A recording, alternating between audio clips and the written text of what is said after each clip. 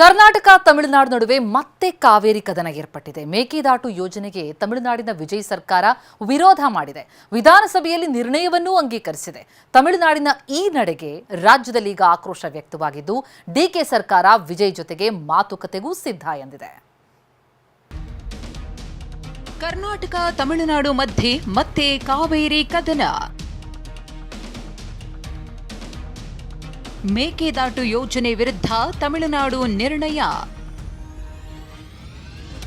ರಾಜ್ಯದ ಮಹತ್ವಾಕಾಂಕ್ಷೆ ಮೇಕೆದಾಟು ಯೋಜನೆ ವಿಚಾರದಲ್ಲಿ ತಮಿಳುನಾಡು ಮತ್ತು ಕರ್ನಾಟಕದ ಮಧ್ಯೆ ಬಿಕ್ಕಟ್ಟು ಮತ್ತೆ ತಾರಕಕ್ಕೇರಿದೆ. ಸುಪ್ರೀಂ ಕೋರ್ಟ್ನಲ್ಲಿ ತಮಿಳುನಾಡಿನ ಅರ್ಜಿ ವಜಾಗೊಂಡ ನಂತರ ಕರ್ನಾಟಕ ಸರ್ಕಾರ ಯೋಜನೆಯ ಅನುಷ್ಠಾನಕ್ಕೆ ವೇಗ ನೀಡಿದ್ದರೆ, ಅತ್ತ ತಮಿಳುನಾಡಿನ ಹೊಸ ಸರ್ಕಾರ ಕಾವೇರಿ ಹೋರಾಟವನ್ನ ಮತ್ತೆ ತೀವ್ರಗೊಳಿಸಿದೆ. ಮೇಕೆದಾಟು ಯೋಜನೆಗೆ ಅಡ್ಡಗಾಲು ಹಾಕಿರುವ ತಮಿಳುನಾಡು ಸರ್ಕಾರ ವಿಧಾನಸಭೆಯಲ್ಲಿ ಮೇಕೆದಾಟು ಯೋಜನೆ ವಿರೋಧಿಸಿ ನಿರ್ಣಯ ಅಂಗೀಕರಿಸಿದೆ.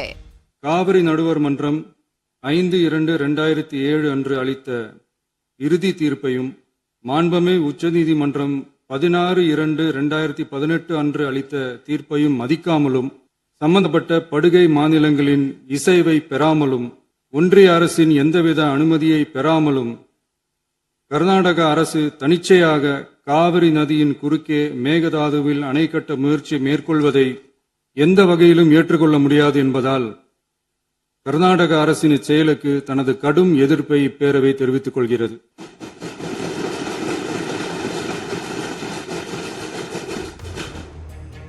ವಿಜಯ್ ಸರ್ಕಾರದ ಈ ನಿರ್ಣಯಕ್ಕೆ ತಮಿಳುನಾಡು ವಿಧಾನಸಭೆಯಲ್ಲಿ ಸರ್ವಾನುಮತದ ಬೆಂಬಲ ವ್ಯಕ್ತವಾಗಿದೆ. ಇದಿಷ್ಟೇ ಅಲ್ಲ, ನಿನ್ನೆ ರಾಜ್ಯಪಾಲರ ಭಾಷಣದಲ್ಲಿ ಮೇಕೆದಾಟು ಉಲ್ಲೇಖಿಸಿದ್ದ ಟಿವಿಕೆ ಸರ್ಕಾರ ಮೇಕೆದಾಟು ಯೋಜನೆಯನ್ನ ಖಂಡಿಸಿತ್ತು. In this situation, Government of Karnataka is attempting to implement the Mekedatu project. If this project is implemented, agricultural production as well as farmers' livelihood will be severely affected. This government is taking necessary legal measures to halt this and to get water for Tamil Nadu at the right time. ಹೀಗೆ ಮೇಕೆದಾಟು ಯೋಜನೆಗೆ ಅಡ್ಡಗಾಲು ಇಟ್ಟಿರುವ ತಮಿಳುನಾಡು ಸರ್ಕಾರ ರಾಜ್ಯಪಾಲರ ಭಾಷಣದ ಮೂಲಕ ತಮಿಳುನಾಡು ಕಿರಿಕ್ ತೆಗೆದಿದೆ. ತಮಿಳುನಾಡಿನ ಈ ನಡೆಗೆ ರಾಜ್ಯದಲ್ಲಿ ಆಕ್ರೋಶ ವ್ಯಕ್ತವಾಗಿದೆ. ತಮಿಳುನಾಡು ಸರ್ಕಾರ ಅರ್ಥ ಮಾಡ್ಕೊಳ್ಬೇಕಾಗಿದೆ, ಈ ಒಂದು ಯೋಜನೆಗೆ ಸಹಕಾರ ಕೊಡಬೇಕಾಗಿದೆ. ಆ ಮೂಲಕ ರೈತರ ಬದುಕಿಗೆ ಸರ್ಕಾರ ಕೂಡ ನೆರವಾಗಬೇಕಾಗಿದೆ. ಹಂಗಾದ್ರೂ ಕೂಡ ತಮಿಳುನಾಡವ್ರು ಇದನ್ನು ಅಡ್ಡಿಪಡಿಸೋದ್ರಲ್ಲಿ ಅರ್ಥನೇ ಇಲ್ಲ. ಇದು ಮಾನವನ ಹಕ್ಕು. ಇದು ಏನಂದರೆ ಅದು ರಾಜಕೀಯ ವಸ್ತುವಾಗಿ ಇಟ್ಕೊಂಡವ್ರೆ ತಮಿಳುನಾಡವರು. ಯಾವುದೇ ADMK ಇರ್ಬೋದು, DMK ಬಂದವರು, TVK ಅನ್ನೋ ಪಕ್ಷ ರಾಜಕೀಯ ಇಟ್ಕೊಂಡವ್ರೆ. ಅವ್ರಿಗೆ ಸಾರ್ವಜನಿಕರ ಹಿತಾಸಕ್ತಿ ಮುಖ್ಯವಾಗಿಲ್ಲ. ಈಗ ಆ ಸರ್ಕಾರಕ್ಕೆ ಇವರು ಬೆಂಬಲ ಕೊಟ್ಟರು, ಈಗ ಅವ್ರು ಕಾಲು ಕಟ್ಟಬೇಕು. ಅವ್ರಿಗೆ ಕಾಲು ಕಟ್ಟಿ DPR ಮಾಡಿಸಿ ಅಪ್ಲೈ ಮಾಡಿಸ್ಕೊಂಡು ಬರಬೇಕು. ಅವಾಗ ಸೆಂಟ್ರಲ್ ಗೌರ್ಮೆಂಟ್ ಹೇಳ್ತದೆ ನೀವು ಮಾಡ್ರಪ್ಪ ಅಂತೇಳಿ. ತಮಿಳುನಾಡಿನಲ್ಲಿ ಬೆಂಬಲ ಕೊಟ್ಟಿರುವ ಕಾಂಗ್ರೆಸ್ ಕರ್ನಾಟಕದಲ್ಲೂ ಅಧಿಕಾರದಲ್ಲಿದೆ. ಮಾತುಕತೆ ನಡೆಸಿ DPR ಮಾಡಲಿ ಅಂತ ರೈತರು ಒತ್ತಾಯಿಸಿದ್ದಾರೆ. ಸಿಎಂ DK ಶಿವಕುಮಾರ್ ಕೂಡ ಈ ಬಗ್ಗೆ ಪ್ರತಿಕ್ರಿಯಿಸಿದ್ದು, ಮೇಕೆದಾಟಿನ ಬಕೆಟ್ ನೀರನ್ನು ನೀರಾವರಿಗೆ ಬಳಸಲ್ಲ, ಕುಡಿಯುವ ನೀರು ವಿದ್ಯುತ್ ಉತ್ಪಾದನೆಗಷ್ಟೇ ಸೀಮಿತವಾಗಿರುತ್ತೆ. ತಮಿಳುನಾಡು ಜೊತೆ ಮಾತುಕತೆಗೆ ಸಿದ್ಧ ಎಂದು DKಶಿ ಹೇಳಿದ್ದಾರೆ. Mekedad is not close to my heart. It is the heart of entire South India.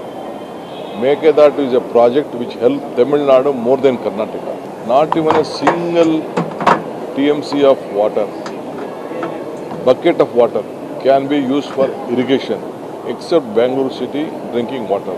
So when the balancing reservoir is there, we can have this water. That's all. Apart from that, drinking water, there is no benefit. Tamil Nadu ನಿರ್ಣಯದ ಬಗ್ಗೆ ಪ್ರತಿಕ್ರಿಯಿಸಿರುವ ಗೃಹ ಸಚಿವ ಪ್ರಿಯಾಂಕ್ ಖರ್ಗೆ, ಅವರು ಏನ್ ಮಾಡ್ತಾರೋ ಮಾಡ್ಲಿ, ನಾವು ಏನ್ ಮಾಡಬೇಕೋ ಮಾಡ್ತೀವಿ ಎಂದಿದ್ದಾರೆ. ನೋಡಿ, ಅವ್ರ ಹಿತಾಸಕ್ತಿನಲ್ಲಿ ರೆಸಲ್ಯೂಷನ್ ಪಾಸ್ ಮಾಡ್ಕೋತಾರೆ. ನಾವೇನು ಮಾಡಬೇಕು, ನಾವು ಮಾಡಬೇಕಲ್ಲ. ಕೋರ್ಟ್ ಆರ್ಡರ್ ಕ್ಲಿಯರ್ ಇದೆ. ವಿ ಆರ್ ಮಿಯರ್ಲಿ, ಈಗ ನಾವು ಅವ್ರ ಪಾಲಿನ ನೀರನ್ನು ನಾವು ಕಸ್ಕೋತಾ ಇದ್ದೀವಿ ಅಂದರೆ ಅವರು ಏನಾದರೂ ಏನೋ ಆಕ್ಷೇಪ ವ್ಯಕ್ತಪಡಿಸಲಿ. ಮೇಕೆದಾಟು ಯೋಜನೆಯನ್ನ ನಾವು ಮಾಡೇ ಮಾಡ್ತೀವಿ ಅಂತ DK ಸರ್ಕಾರ ಹೇಳ್ತಿದೆ. ಅತ್ತ ತಮಿಳುನಾಡಿನಲ್ಲಿ ಮೋದಿ ಭೇಟಿಗೆ ನಿಯೋಗ ಸಜ್ಜಾಗಿದೆ. TVK ಮತ್ತು DMK ನಾಯಕರೇ ಮೋದಿ ಭೇಟಿಗೆ ಪ್ಲಾನ್ ಮಾಡಿದ್ದಾರೆ. ಮೋದಿ ಭೇಟಿಗೆ ಅವಕಾಶ ಕೇಳಿ ಅಂತ ತಮಿಳುನಾಡು ವಿಪಕ್ಷ ನಾಯಕ ಉದಯನಿಧಿ ಸ್ಟಾಲಿನ್ ಸಲಹೆ ನೀಡಿದ್ದಾರೆ. ಹೀಗಾಗಿ ಮೇಕೆದಾಟು ಮತ್ತು ಕಾವೇರಿ ವಿಚಾರವಾಗಿ ಕರ್ನಾಟಕ ಮತ್ತು ತಮಿಳುನಾಡು ನಡುವೆ ಕದನ ಏರ್ಪಟ್ಟಿದೆ. Bureau report, TV9.